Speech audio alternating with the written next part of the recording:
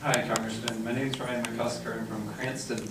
And I want to preface my question to you with a vision that I share that reflects my understanding of our nation's history, which is that when George Washington defeated the British militarily, he worked with Alexander Hamilton to charter a national bank. And that national bank funded public infrastructure projects, which were instrumental in promoting domestic production.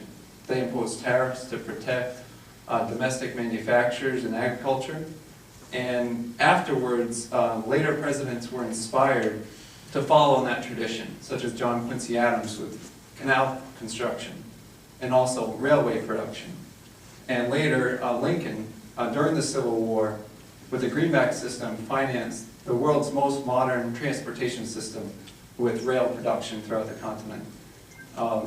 Later, after the destruction wreaked upon our nation by Wall Street, Franklin Roosevelt and Pecora prosecuted those bankers and built large water and power projects to improve the health of our communities across the country.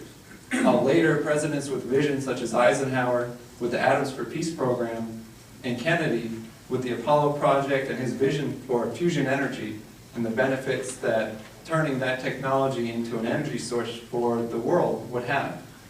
What I see is that this is the time where we have a crisis being created by Wall Street.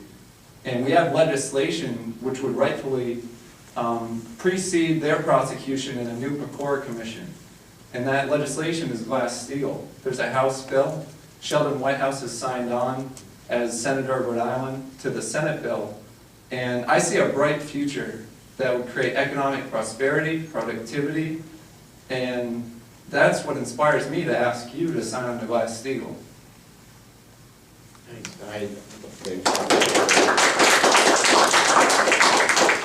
appreciate your question. I haven't ruled it out. And the question came up earlier about signing on to the legislation. I want to see how the reforms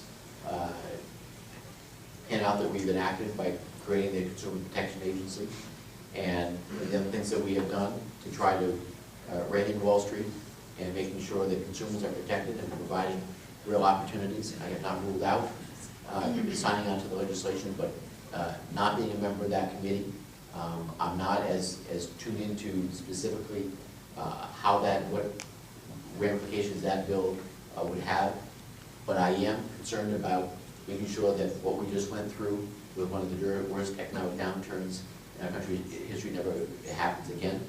And if I feel that the things that we have done to protect consumers is not effective, and it's not having the desired effect, or it's not moving fast enough, then I would take a hard look at signing on to that bill. Well, if I could just respond to that.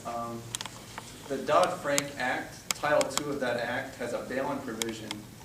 This orderly liquidation authority directly reflects what happened to depositors in Cyprus in Europe. And the consequence was that bank depositors were asked to bail in a criminal institution.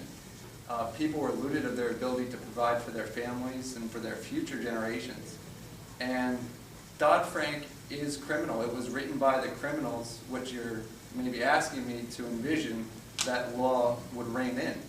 I understand that Glass-Steagall does rein in these criminals, so I'm not satisfied with the present law, and I don't trust who wrote it. And so I would like for you to reflect that if you read Title II, you'll see that it is not orderly bankruptcy, and in fact is the opposite of the provisions in Glass-Steagall. Your point's well taken, and I can't say that I disagree with what you've raised. I want a little more time to see if the reforms that we've enacted through Dodd-Frank, if they would be effective, and at the end of the day, maybe you're going to be right, and if I'm not satisfied that it's moving fast enough, it's not providing enough protection, then I'd be open to looking at signing on to Glass-Steagall.